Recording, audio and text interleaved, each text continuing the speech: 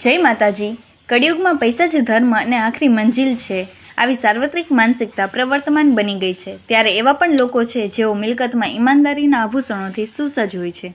ભલે જ્ઞાતિ કોઈ પણ હોય, પણ સંસ્કાર અને આચરણ ઉચ્ચ વર્ણ કરતાં વિશેષ હોય। એવા જ એક આપણા દેવપૂજક સમાજના દંપતી ધારીની ગર્લ્સ હાઈસ્કૂલ પાસે ફ્રૂટ વહેંચણી કરી પોતાનું ગુજરાન કરતા દેવપૂજક પ્રફુલભાઈ મથુરભાઈ સોલંકી અને તેના પત્ની જુલીબેન પાસે ખીચા ગામના કોઈ વ્યક્તિ ખરીદી માટે આવેલા અને પોતાની પાસે રહેલી પૈસાથી ભરેલી થેલી ભૂલીને જતા રહ્યા હતા। નીચે જમીન પર ધૂળ ધાણી થઈ પડેલ આ થેલી જુલીબેનને મળેલ ત્યારે તેમણે મૂળ માલિકને 50,000 રૂપિયાના 4 બંડલ ભરેલી થેલી સચોટ પ્રમાણ લઈ તુરંત પરત કરી આપેલી। તેમને જરા પણ ડગ્યા વગર પૈસા પરત કરી પ્રામાણિકતા કોને કહેવાય તે આ દેવપૂજક પ્રફુલભાઈ સોલંકી અને તેમના પત્ની જુલીબેને સાબિત કરી બતાવ્યું છે। દેવપૂજક જુલીબેન કહે છે કે 2 લાખ રૂપિયાથી અમારા જીવનમાં ઘણો ફરક પડે, પણ અમારા સંતાનોને એ ભોગવવું પડે, માટે હકનું એ હકનું જ। આ દંપતીના આ કાર્યથી સમગ્ર દેવપૂજક પરિવાર ગર્વની લાગણી અનુભવે છે અને તેને ખૂબ ખૂબ અભિનંદન પાઠવે છે। આવી જ આપણા સમાજની કોઈ પણ સારી બાબત હોય તે અમને મોકલો।